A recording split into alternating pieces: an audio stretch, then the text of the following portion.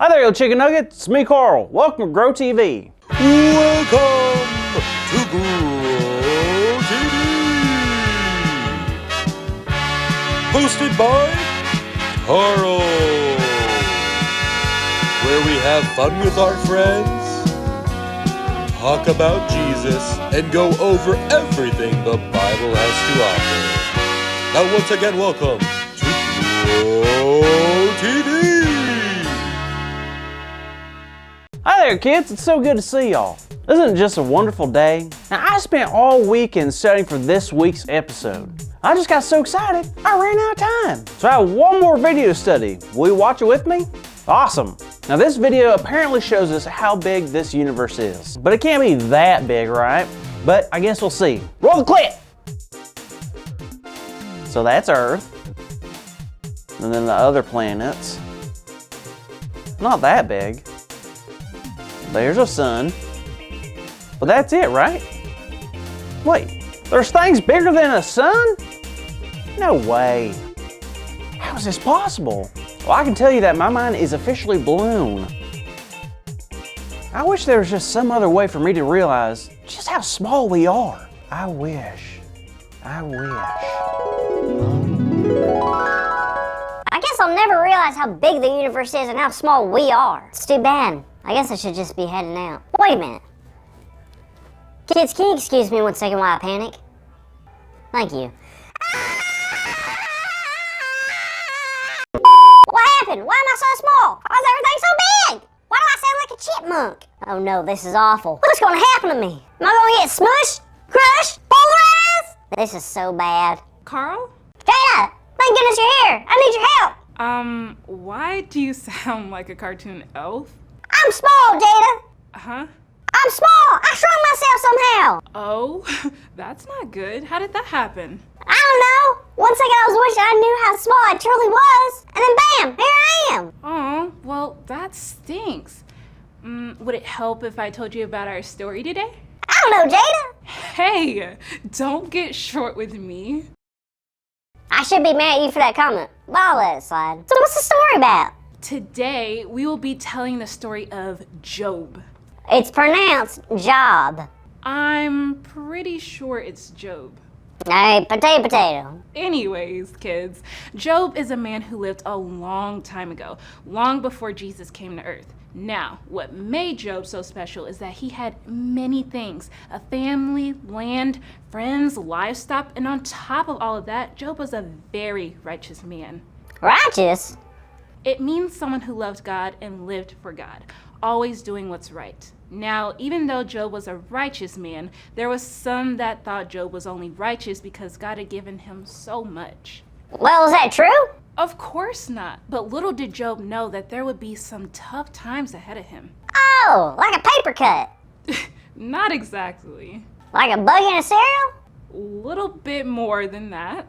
You see, Job was about to have his whole life turned upside down. Job was going to face many struggles that would definitely push him farther than he has ever been pushed before. Wowza. So Job was living his normal life when he had suddenly got very sick. Sick? Very sick. He had sores all over his body, then his animals were taken from him, and even some of his family had passed away. That is awful.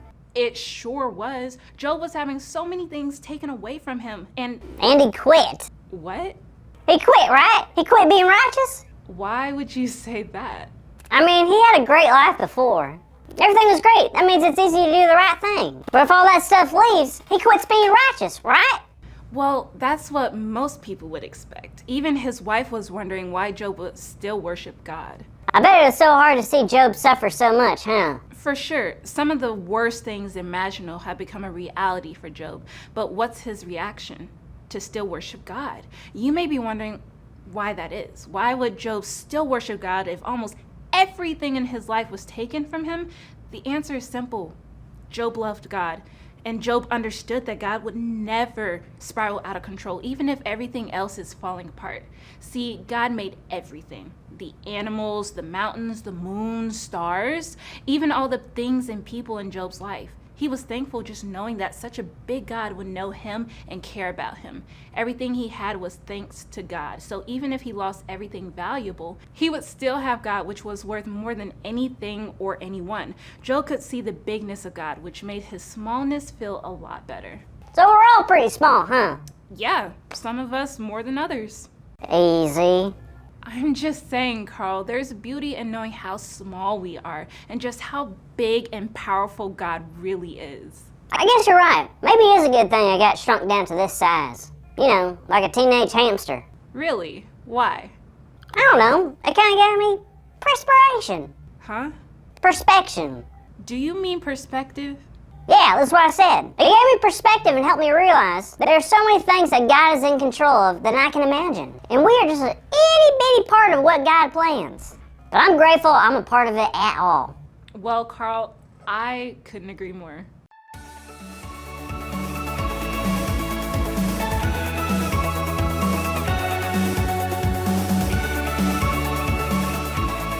Hey kids, today's big idea is a big one. You ready to hear it? Our big idea is we are small, but God is big.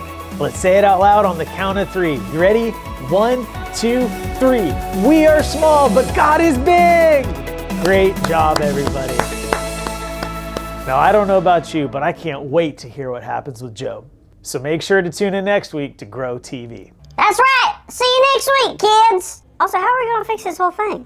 I'm small. I don't know how to fix this. Do I say bang a bugga booga? And I grow up? Do I get big again? I don't know. I guess I'm just small forever. But that's cool, because then I can like ride in people's pockets. Never have to rely on public transportation again. Rely on friendship transportation. Pockets. Thank you for watching, and tune in next week for a new episode of